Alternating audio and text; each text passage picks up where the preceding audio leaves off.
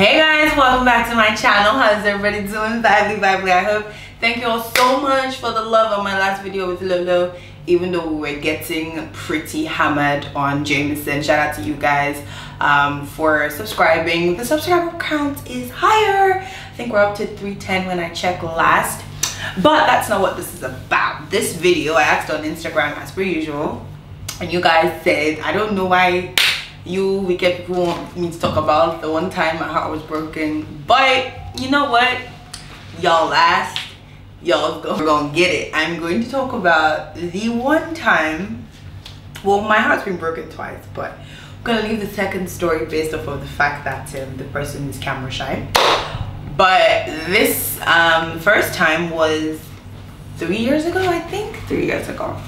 So here's the gist. I was scrolling through Instagram one day. I think I was in my 200 level, scrolling through Instagram, and I had a friend and she put up a picture of herself and her fairy godfather, and I saw him. I'm like, what, hello spies, what's up cutie pie? Y'all already know my type, beard, light skin, tall, you know, and you know, I left a comment purely innocently, I promise, about wanting to be adopted into the family. Of course, it seemed like he was taking, you know, children, you know, social media banter. One thing led to the other. I think this was before Christmas, and then I was dating one boy at the time. Shout out to Charlie Bomboy.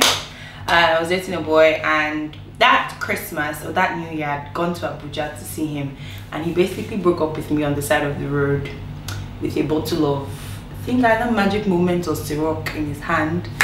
You know, he was drunk. But so it basically was a very interesting way to start the year. So when I was doing my whole New Year, New Me post, I started with, oh, what a difficult way to start the year, blah blah blah. Lo and behold, Fairy Godfather comments and says, oh, what's wrong, do you want to talk about it? And I said, well, not in the comments. And he said, okay. He sent me a DM. I gave him my number, and we proceeded to talk for 6 hours straight. Phone call would end, he would load his phone, call me, phone call would end, I would load my phone. I basically poured out my heart, how I was heartbroken, how men are scum, yada yada yada. And you know, it progressed. It was literally just talking to him all the time. And you know, I eventually got back with my ex at the time, and everything was good. You know, he would hit me up, well, how are you doing, blah blah blah.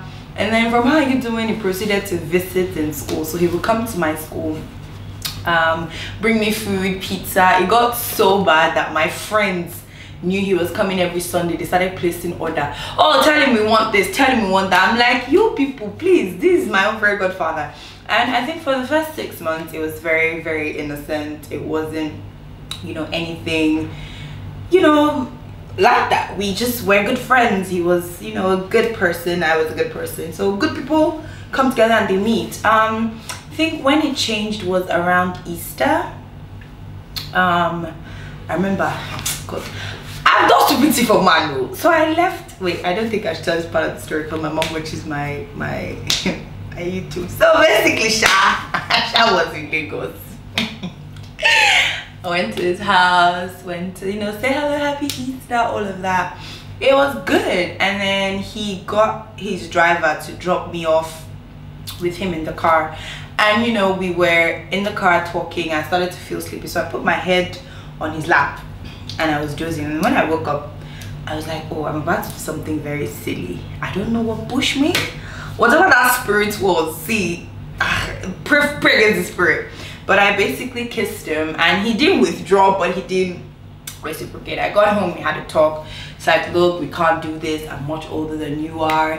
You're not ready for what I'm ready for, blah blah blah. And if you know me, I'm a determined human being. I saw him, I liked him. I was like, look, dear, you didn't have a choice in this matter. We die here. Me and you, we're gonna go through thick and thin. Long story short, I don't want to go into too much detail, but those who don't know, we started what would be termed as a relationship that went on for about a year and a half. But at the back of my head, I kind of knew that, look, this wasn't going anywhere, because in the end, I wasn't done with school. He was ready to get married. So eventually, I saw, you know how you go spend the weekend, Baba. I spent the weekend, and then the next morning, I was watching his sister snaps. and I saw that he had proposed to someone. Now, keep in mind, I knew he was dating this other person. He told me about it, and we had come to that point where we were like, look, this relationship we have, or whatever it is that we have, isn't really going anywhere. Let's just, you know, end things, blah blah. So he kept telling me about this new girl he met, left right, but I didn't think it was time to propose. And then when I eventually watched the snap, I was really upset. I was like, so I was in your house right the day before you did this, and you didn't flinch, you didn't say anything, nada. And it was such a cute proposal, very thoughtful. And then began my tale of woe. So all my friends kept asking, oh, why isn't he coming to school anymore with food? And everywhere I turned on Instagram, it was like, oh, his sisters were posting up them, oh, the ring. And then on her birthday, he wrote this long epistle. I remember for like 6 months, I would go back to his page and read the epistle and watch the little cute collage video he made of her, and it made me so upset. I was so hurt. And it's like, look, at the end of the day, I couldn't be mad at him, because last he did tell me in the beginning that this wasn't headed anywhere, but I was in love with him, and you know, there's really nothing I could do about it. So eventually they set a wedding date. All of this, by the way, I was monitoring through Instagram and Snapchat, because you know, bad guy FBI, I know how to find things on the gram. So the wedding day came. Obviously I wasn't there. I'm not trying to go there and be in church and be like, oh, does anybody object to this union? And it's like, yes, don't get married, I love you. But I eventually got to watch snaps. I started following the hashtag. I was in full-on warrior mode, where it was like, look, any single picture, I knew everybody that was at the wedding, and it was such a turn wedding, so many artists performed. And then after that, I think up until then, it didn't click. It was when, it felt like, okay, they had finally said I do, and I started seeing honeymoon picture. I now really, and unfortunately for me, it was at the time where I was in school. It was final year, I was trying to write my project. All I can say is, your girl, your thug, was crying herself to bed. I was weeping, bawling. My roommates can testify. Jessica, shout out to you.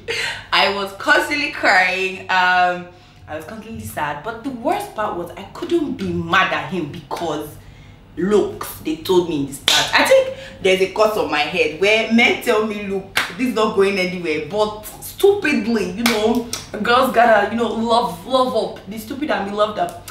But at the end of the day, it took me about 6 months to fully cleanse myself of this person, because this person was not only my boyfriend, he was my consultant for all things creativity. He was the first person I went to when there was a problem. He was helping with my project. Like, he had ingrained, or I had allowed him ingrain himself in so many parts of my life. So it was like, you know, when one huge part of you is missing, that's how it felt for me. But luckily, both of us started to be mature after I not talked to him for 6 months, of course, and be like, look, we're good friends, let's just keep things friendly. And I was like, okay, you know what, let's keep things friendly. Next thing I hear, his wife has carried belly. I said, wow, okay, just like that, you're gonna. And I wouldn't even lie, for a couple of weeks there was jealousy there. I'll be honest with you guys. It was like, that could have been me, that could have been us, and that could have been my kid, blah blah blah. But looking back now, I definitely wasn't ready. I had not gone to escape enough times. I had not turned up enough times. I had not tried all the things I wanted to try. And I think the valuable lesson I got from all of this was, in the end, the right decision is always made. Whether or not it seems like that in the moment, it's like, look, you may want this thing really badly, but in the long run, it's not gonna be, you know, what you need. So imagine now, with the career I have, with what I'm trying to do with myself and my name, that I was married and I had a kid and I had a family and I had to deal with that and deal with all this sort of stuff. Like, bruh, I've come from a size 12 to a size 10 based on work stress alone. I would be invincible if I had to deal with the family. So to anybody who's going through any sort of heartbreak right now, honey, see, thug love, I know, I understand. The tears, let them fall. The screaming, the hating, let it all happen. And then purge yourself of anything it is that you need to purge yourself of. PS guys, the middle finger was not for you, but whatever it is that you're going through right now, you will survive. Trust me, I know I sound like I'm chatting a lot of rubbish, but in the moment, let yourself wallow, let yourself weep, let yourself be sad and everything. But at the end of the day, what it is somebody who wants you regardless of, you know, we could have made it work. We could have, you know, I waited for kids to come, you know, maybe not had kids immediately, or we could have gotten me engaged and I'd be low-key loved the rings for like 3-4 years, not get married, be planning this elaborate wedding, and would have worked our way around it. But if the person doesn't want it bad enough, it's not going to happen. So don't beat yourself up. Last men are, you know, the word they use that starts with an S and ends with an M. But love yourself, be true to yourself, speak your truth. That's one thing I've learned to do now. If I like you, look, I must say it. Call me thirsty, call me, let's save each other's time. If I tell you there's something here that I want to explore, it's up to you to be a mature adult to either say, look, I can deal with it, or I don't want to deal with it right now, or I don't want this and I don't want that. And if it didn't work for me, I dust my 2 leg, carry my load and go to my house. But this whole, oh, let's see how it goes, this being coy, this, oh, he's texting you and you can see the message. I don't know why girls do this thing. He sends you a message, you can see the message. Okay, I can admit I've done it once or twice. You see the message, but because you want him to sweat, you read the message for like 10, 15, 20 minutes. The unfortunate thing with me is once I leave it like that, I forget that the person even sent a message and I end up not replying. So ladies, as much as you want to play hard to get, remember that life is short and there is so much love to be given and to be received. Don't ever sell yourself short.